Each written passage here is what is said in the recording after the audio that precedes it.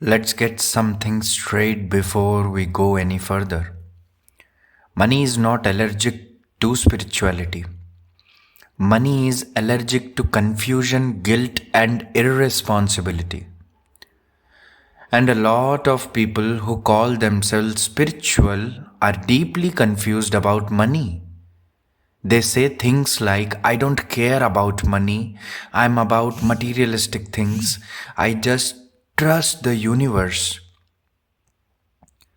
That doesn't make you enlightened. It makes you unprepared. Money doesn't flow to people who dismiss it. It flows to people who can hold it without collapsing internally. Here's the truth nobody in spiritual spaces wants to admit. Many spiritual people don't actually hate money. They hate what money would expose about them. Because money removes excuses. You cannot hide behind purity when resources arrive. You cannot blame the system when options expand. You cannot pretend you're humble when power is available. Money brings responsibility, money brings visibility, money brings pressure. And most people are not ready for that. So they reject money before it arrives. They moralize their fear. They call avoidance detachment. But money hears the truth. It hears, I don't want to be accountable. I don't trust myself with power. I am afraid of being seen. So it stays away. Not out of judgment, but out of intelligence. Money does not move towards people who resent it, and many spiritual people resent money deeply. They associate money with ego, with corruption, with suffering. So every time money approaches, their nervous system tightens, and money never stays where it's not welcome. This is why spiritual people often experience inconsistent income, sudden losses, money coming in and leaking out, guilt after receiving, sabotage right after progress. Not because they are cursed, because their identity rejects stability. You cannot hold abundance while secretly believing it makes you less spiritual. That internal conflict creates chaos. Money needs structure. Structure means planning, boundaries, decision, accountability, follow thorough. Hope is not structure. Trust is not structure. Faith without responsibility is fantasy. Money floats towards adults, not age-wise, identity-wise. People who can say, this is mine to manage, this is mine to grow, this is mine to protect. Most spiritual people won't say that. They float, they wait, they manifest, and they stay broke. Because money does not reward passivity, it rewards capacity. Capacity is not desire, capacity is tolerance. How much pressure can you hold? How much responsibility can you sustain? How much visibility can you survive without shrinking? Money answers those questions automatically. That's why people who don't overthink money often earn more. They don't moralize it, they don't romanticize it, they don't fear it. They treat it like a tool, not a temptation, and tools move towards users, not philosophers. Here's the line that changes everything. Money does not ask if you're spiritual or not. It asks if you're stable or not. Stable emotionally, stable enough mentally, stable behaviorally. If you panic when bills arrive, money feels unsafe.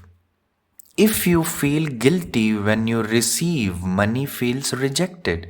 If you avoid numbers, Money feels unmanaged, so it leaves. Not because you're unworthy, but because you have not stepped into authority. Spiritual maturity without material responsibility is incomplete, and reality responds to completeness. Money avoids guilt, money moves towards capacity. There is something almost no one talks about in spiritual circles.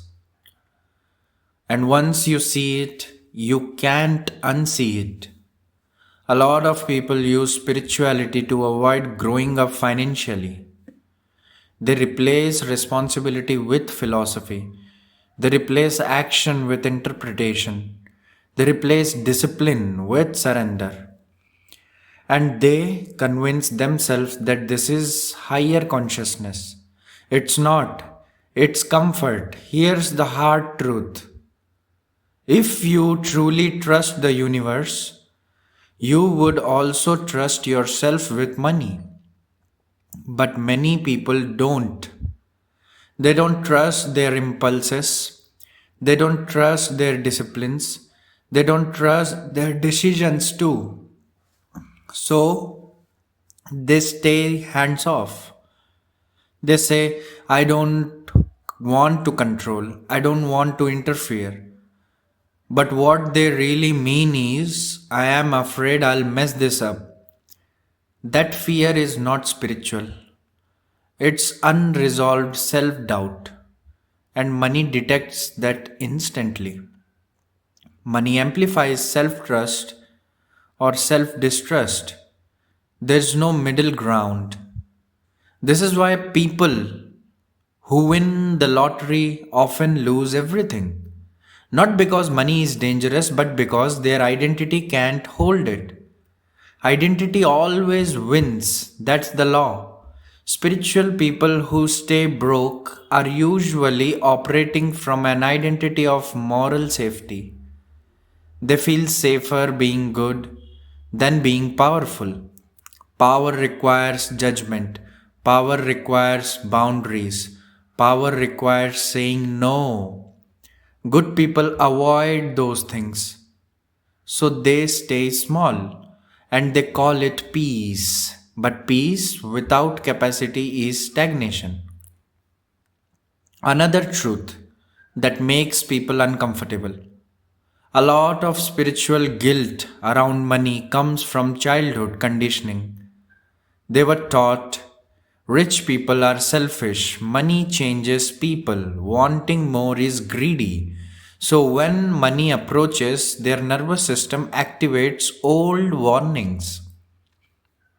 They don't consciously reject money, they emotionally recoil it. And money doesn't argue with emotions, it moves away. Because money is not an idea, it's a relationship. And relationships are only deepen when there's emotional safety. If requires and receiving money makes you tense, you are not safe for it. This is why people say, I manifest money but it disappears. Because manifestation without integration creates volatility. Money comes in faster than identity can adjust. So identity ejects it through bad decisions, sudden expenses, helping everyone else, undervaluing work, self sabotage. And then people say money just flow through me. That's not spiritual flow, that's lack of containment. Water without a container is a flood. Money without identity structure is chaos. And chaos is not abundance, abundance is sustained capacity. Many spiritual people believe that wanting money contaminates purity. They want to stay innocent, but innocence is not power. And money does not respond to innocence. It responds to competence. Competence means knowing numbers, making projections, setting limits, saying this is enough for now. saying this is not acceptable. Those are adult behaviors, and many spiritual spaces discourage adulthood. They glorify softness without strength. But softness without strength cannot hold weight, and money has weight. People don't realize this, but abundance increases pressure. More choices, more expectations, more responsibility. If you subconsciously associate money with stress or collapse, you will never let it stay. Your system will push it away before it overwhelms you. That's not failure, that's self protection. But protection at that level keeps you financially stuck. Money is not asking, are you a good person? Money is asking, can you stay regulated when you have more? If the answer is no, it waits. And waiting feels like rejection, but it's not. It's a pause until capacity increases. This is why some people make money only when they are angry, or desperate, or in survival mode. Because pressure temporarily overrides guilt. But once pressure eases, identity snaps back and money leaks again. That cycle repeats for years, not because the universe is cruel, but because the lesson hasn't been integrated. Money is not testing your worth, it's testing your relationship with authority. Can you hold authority with shame or without shame? Can you lead without apologizing? Can you receive without collapsing? Most people haven't answered those questions honestly, so money stay cautious, just like it should. Money doesn't challenge you spiritually, it exposes your identity. Here's where everything finally becomes simple. Money does not require you to abandon spirituality, it requires you to outgrow spiritual avoidance. Real spirituality is not about rejecting power, it's about handling power cleanly. And money is a form of power, not moral power, not ego power, responsibility power. The ability to choose, the ability to sustain, the ability to carry weight without collapsing. That's what money responds to. This is the identity shift most people never make. They think money will change who they are. In reality, money only stabilizes who they already are. If you are grounded, money grounds you further. If you are generous, money expands generosity. If you are chaotic, money amplifies chaos. So the fear isn't money, the fear is self exposure. That's why people stay spiritually pure and financially stuck. Because purity feels safe when you don't trust yourself yet. But safety is not destiny. At some point, growth requires capacity and capacity requires ownership. Ownership sounds like this: I can be spiritual and wealthy. I can have money without losing integrity. I can hold more without apologizing for it. I can manage power responsibly. Until those sentences feel calm in your body, money will never feel safe staying with you. This is where guilt ends, not by fighting it, not by affirming over it, but by outgrowing it. Guilt dissolves when competence increases, when you know how to budget without fear, save without hoarding, spend without self betrayal, earn without apology, saying no without collapse.